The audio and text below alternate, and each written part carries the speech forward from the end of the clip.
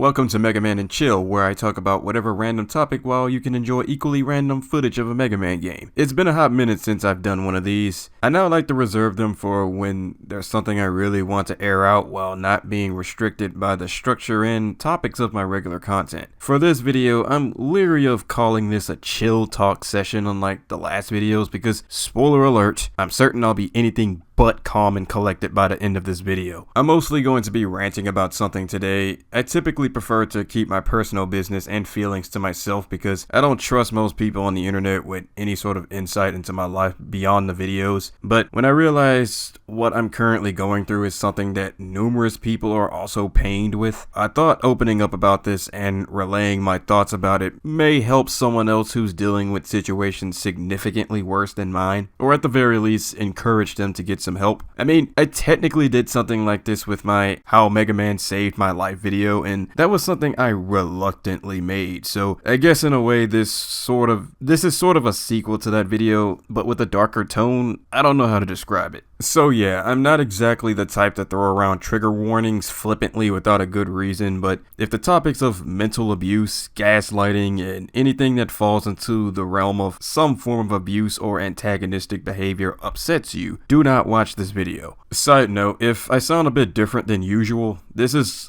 literally just my normal talking voice. YouTubers tend to augment their voice for the sake of energizing the content, and I am no different. But considering the subject matter of today, the fake ass happy voice can go sit in a corner somewhere until it's needed in another video. Let me just get on with this though. I've mentioned him maybe once or twice randomly in the past, but I've alluded to having issues with my older brother. I have two brothers, and while my past with both of them aren't exactly great, at least I have no qualms with my oldest brother, because yes, I'm the youngest of 4 siblings. The brother younger than him is the problem. We got into a pretty bad fight on Christmas Day, and ever since then, it's only triggered my past memories with him that I've earnestly attempted to forget and forgive up until this point. To understand the gravity of the modern day situation, I need to briefly jump way back into the timeline of my earliest youth. I'm not going to spend too much time on this because I really don't want to rile up my emotions right now, but I grew up with self-esteem issues primarily because of my brother. He and my other bro consistently kept me at arm's length throughout most of my childhood. He was just the worst offender because of the amount of vitriol he harbored.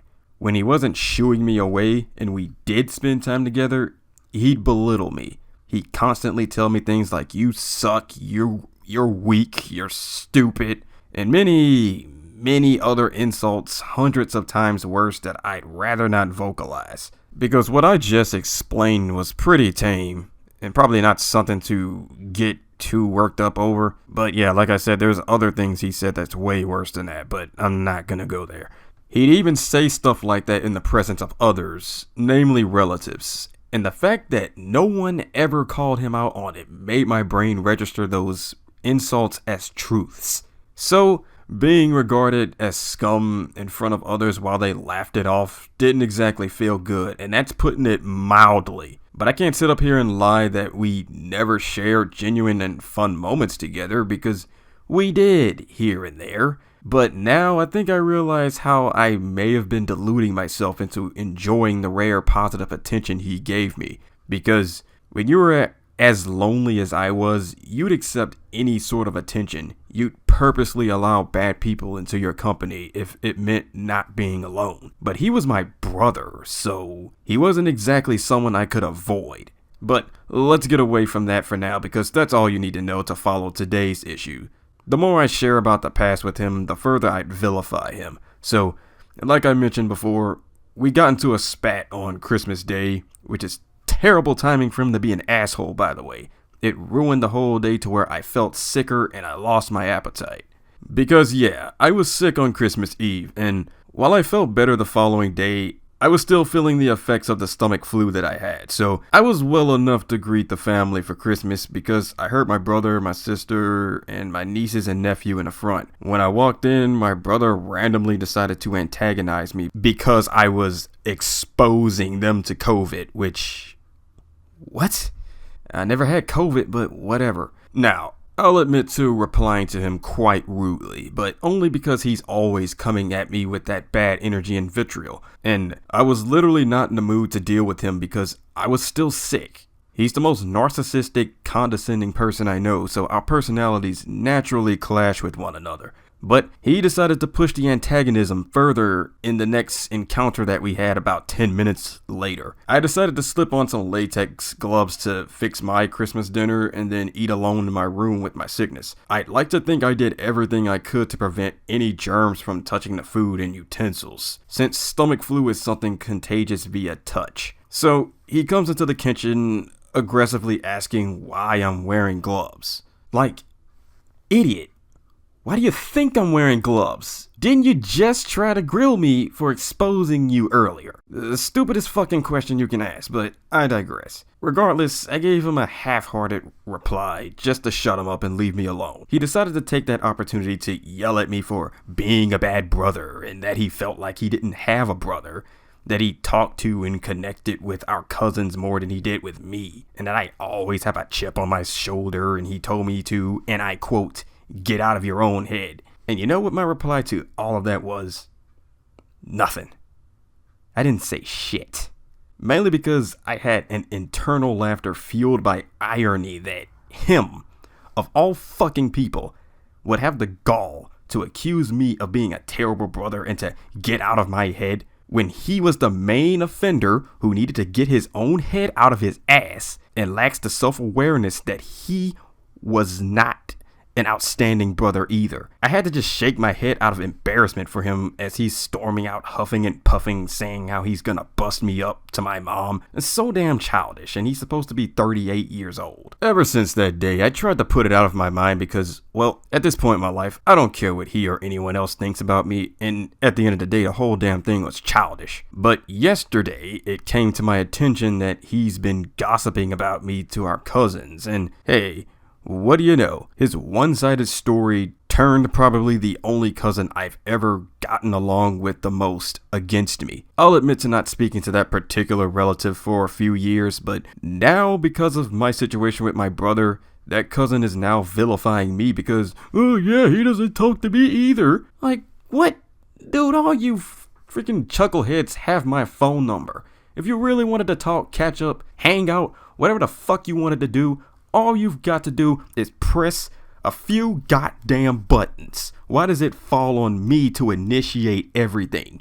And that's the crux of the issue. All these inconsiderate fools just assume that my decreased social activity is indicative of me being some villain who doesn't care about anyone but himself. And this is coming from family. If either of them genuinely wanted to improve the relationship with me, they'd have not gone about it like this. The only thing that they've achieved is permanently burning their bridges because it just proved that they don't know a damn thing about me and they don't care to. Not once did my brother in my entire life ever sit down with me and got to actually know me as a person. He was too busy belittling me instead and talking at me instead of with me. There is a difference between the two.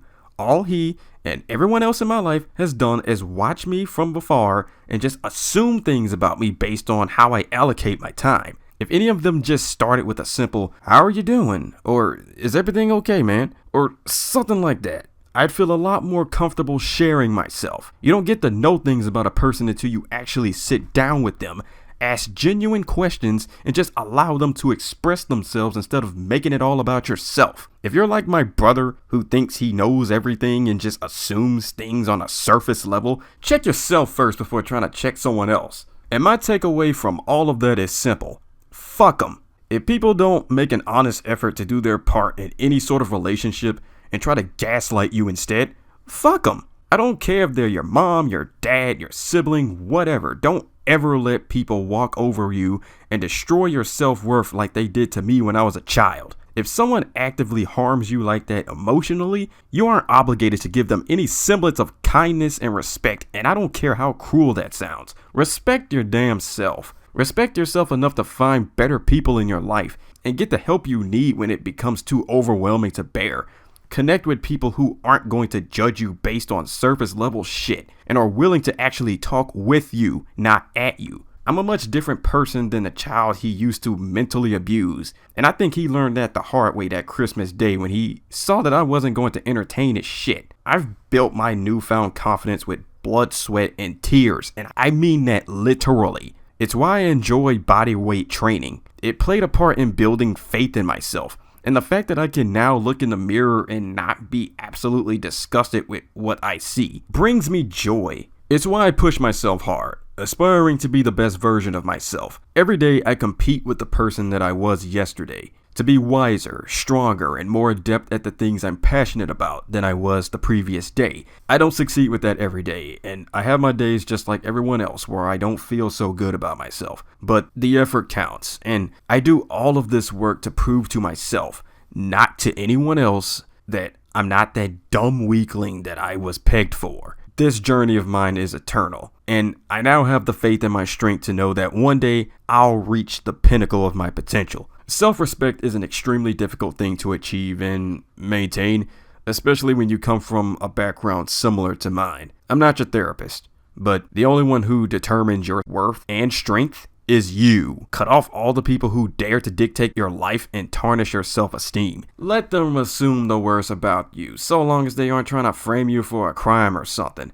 Because if you know in your heart that it's not true, then it's not fucking true. You don't need people like that in your life. Replace them with people who only want the best for you, who aren't going to be jealous of you, and they celebrate with you, laugh with you, cry with you, talk with you in order to understand you, and in turn, you reciprocate that with mutual respect. To people like my brother, if you have to assume the worst about someone you've never bothered to talk with or try to understand, and you treat them like garbage because of it, you're scum. And you contribute to this epidemic of emotionally destroyed people. Fuck you.